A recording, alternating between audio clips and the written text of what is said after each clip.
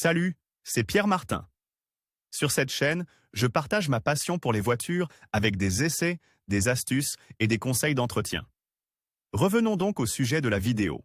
La crise de la disponibilité de l'AdBlue semble s'être résorbée, mais son coût continue d'augmenter, au détriment de tous les utilisateurs. Par PRN Communication 24 novembre 2021. Il y a quelques semaines, le monde s'alarmait de voir les stocks d'AdBlue, dans le sillage de la crise du gaz naturel, s'épuiser un peu partout en Europe, avec la perspective d'un blocage des camions et du transport routier. La dernière génération de camions fonctionne obligatoirement avec ce carburant, qui permet au moteur diesel de moins polluer, en émettant moins de monoxyde de carbone et de dioxyde de carbone dans l'air. Aujourd'hui, le problème semble s'être résorbé, car il existe encore des réserves, mais le coût du ravitaillement a atteint des niveaux très élevés, voire prohibitifs, à tel point qu'en Italie, le litre a doublé, passant de 25 à 50 centimes d'euros. L'Italie ne court aucun risque. Face à l'apocalypse imaginée il y a peu, les connaisseurs du secteur, comme Claudio Massialino, CEO de Renova AdBlue,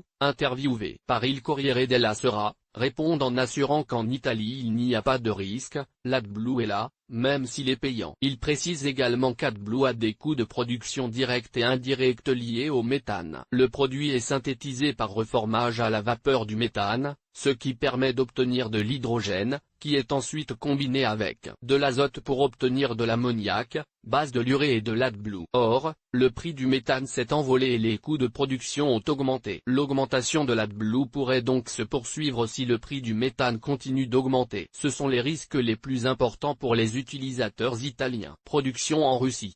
Un deuxième risque est lié à la production en Russie. Avec la hausse des prix des matières premières, certains fabricants italiens ont ralenti ou suspendu leur production. L'arrêt récent de certaines de ces usines a coïncidé avec l'augmentation des coûts. Les diluants ont également ralenti leurs achats durés pour l'AdBlue en Russie, craignant d'acheter à un prix élevé et de subir une chute des prix et donc des pertes de marge lors de la livraison. Les risques les plus importants sont inévitablement liés à ces questions, même si pour l'instant le pire semble passé. Publié dans Curiosité Actualité Automobile.